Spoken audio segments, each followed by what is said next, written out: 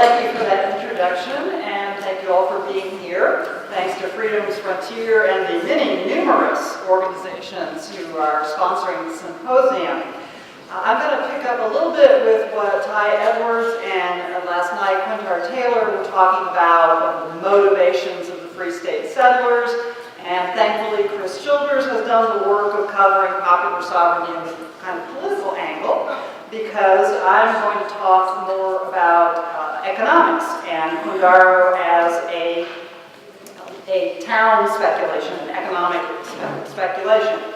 The New England migrants who came to Kansas sang about making the territory the homestead of the free.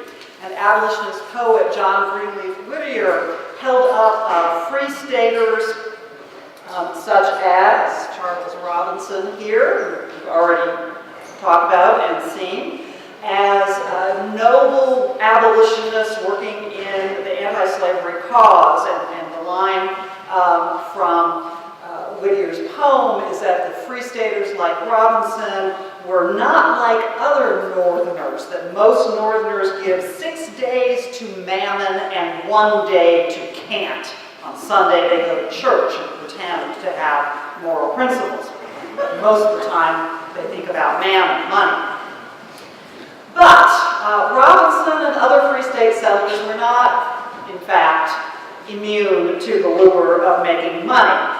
The histories of leaving Kansas have acknowledged that Free State settlers did have a desire for economic gain. And the history of Quindaro, or at least one part of the history of Quindaro, is a nice micro-history of how anti-slavery ideology and economics became intertwined for Free Staters. Whittier's poem was actually written to honor Robinson and the other treason prisoners who've been imprisoned by the federal government for being part of the Free State movement during leaving Kansas.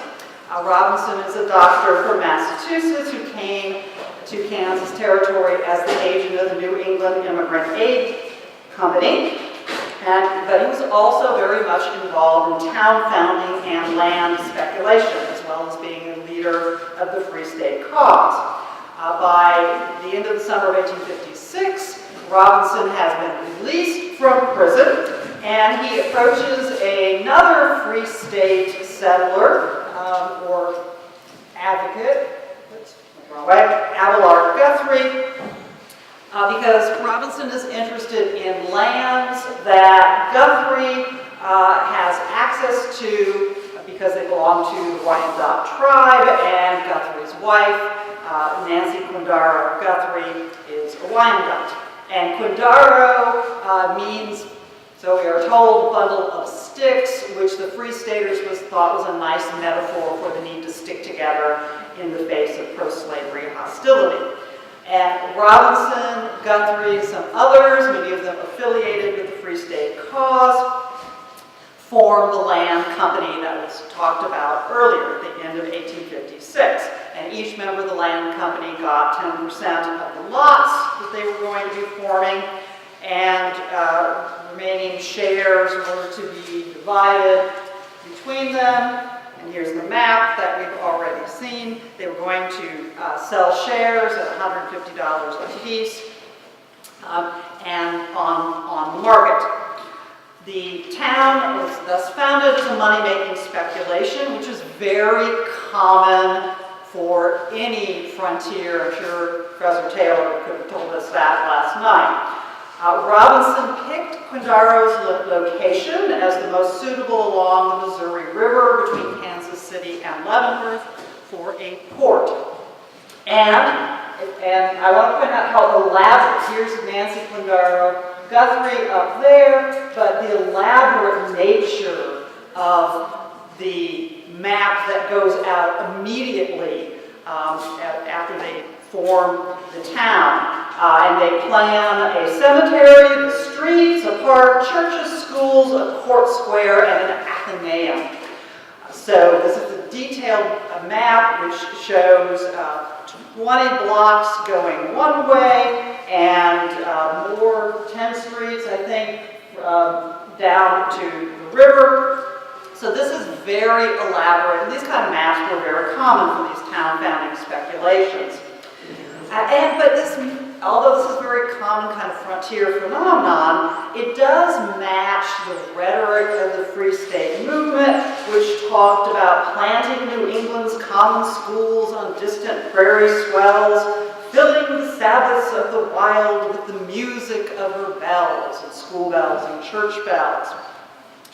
Among the notable purchasers of town shares were the New England Immigrant Aid Company and various leaders of the Free State cause, and advertisements told immigrants that they could buy tickets at St. Louis for Quindaro, the Free State town on the Missouri River. Clarina Nichols, who we'll hear more about later, was editor of the newspaper, and she championed in the Chindawan anti-slavery and Free State political causes, but she also championed women's rights, abolition, and temperance. So the intertwining of the Free State ideology with this town speculation. Like any town speculation on the frontier, Quindaro was a risk. The town founders thought that the location on the river would bring in immigrants, and they also expected to get a railroad. Robinson and other people went back and forth in Washington, D.C., lobbying for a railroad route in the late 1850s. And however, when it became clear that the route through Quindaro was not going to get the necessary political backing, Robinson kind of switched sides and went to work for what eventually became the Union Pacific, and he got well rewarded for this.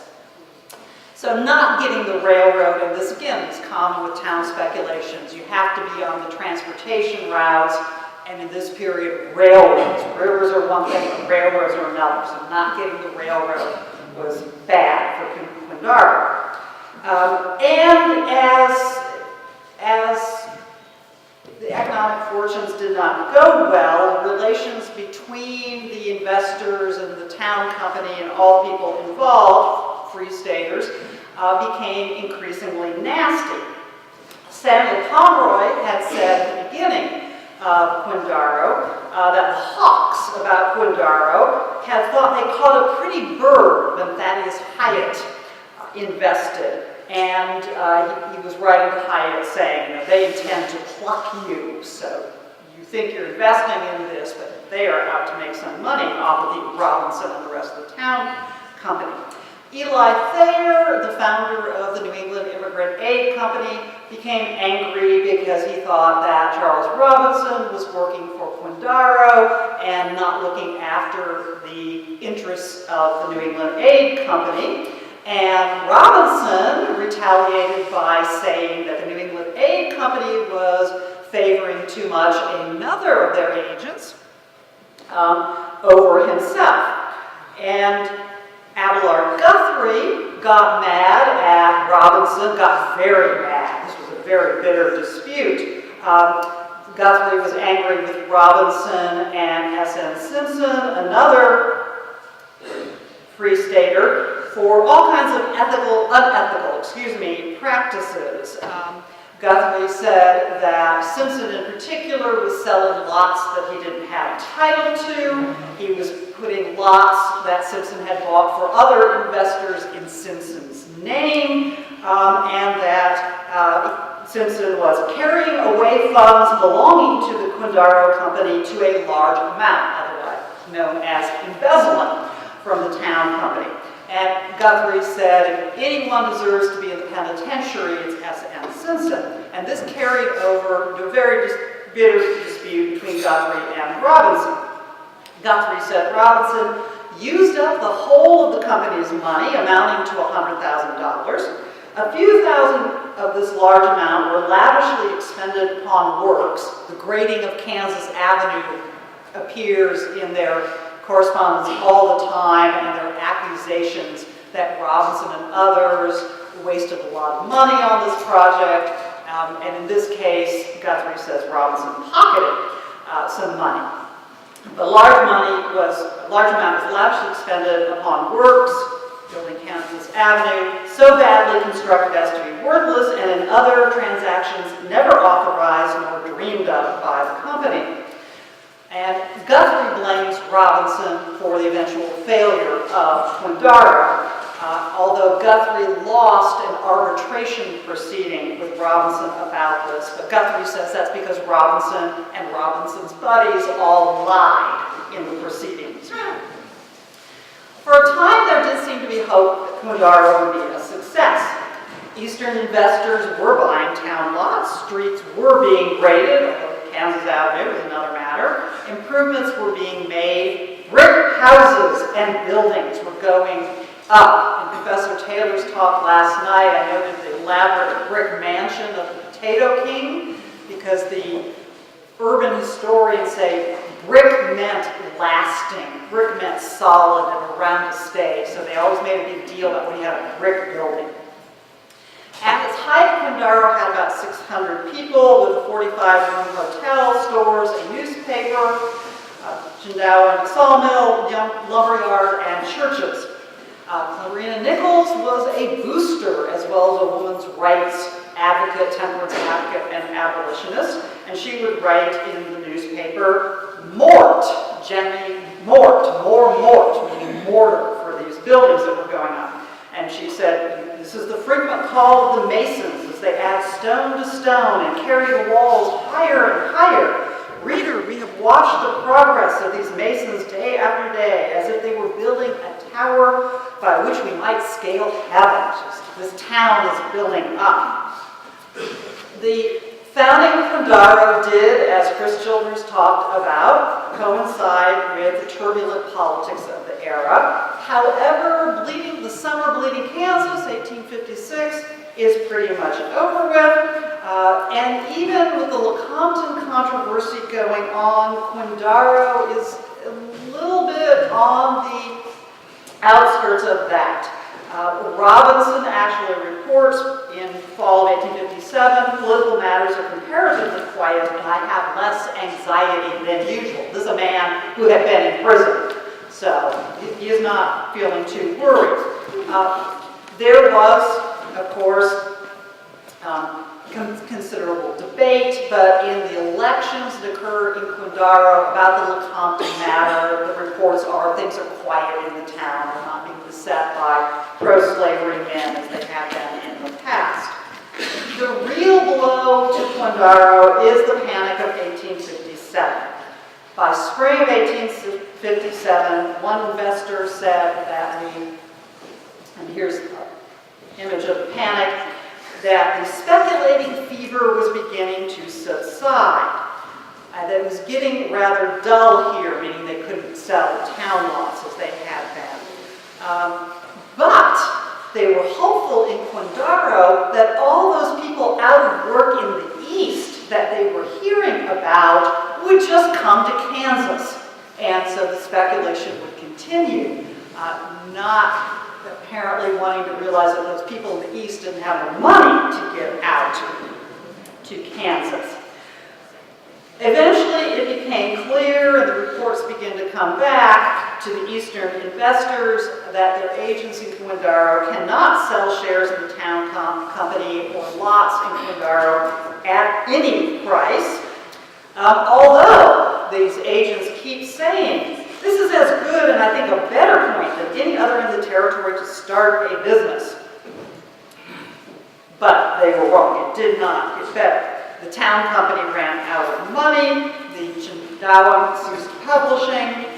No one could find buyers. They couldn't even find renters. The houses were half empty. By the fall of 1858, people are leaving Quindaro for Kansas City or Leavenworth. They still made an effort to rejuvenate the town settlement. They sent Charles Robinson out to Washington, D.C. to lobby for the railroad. This is when, at that point, that he realizes they're not going to get the railroad, so he goes over and works for the Union Pacific. By 1859, Abelard Guthrie says that Quindaro was as dead as pickled herring. And this is not at all unusual for these town speculations. The historical geographer James Shortridge has said that there were thousands of towns founded in Kansas and only a minority survived in any form at all. Land speculation had a long history on the American frontier, predating the founding of Quindaro and lasting after it. George Washington engaged in land speculation. Charles Dickens has satirized the American fascination with town speculations in his American Notes. And I want to end by emphasizing this is all totally consistent with free state ideas, that were not just about anti-slavery and temperance reform and education and building schools on the prairies. When the migrants sang about the ideals of liberty, they said they were creating a homestead for the free. A homestead is a place where you have a home and you make a living. So the ideas of freedom and get-rich-quick schemes go hand in hand. Thank you.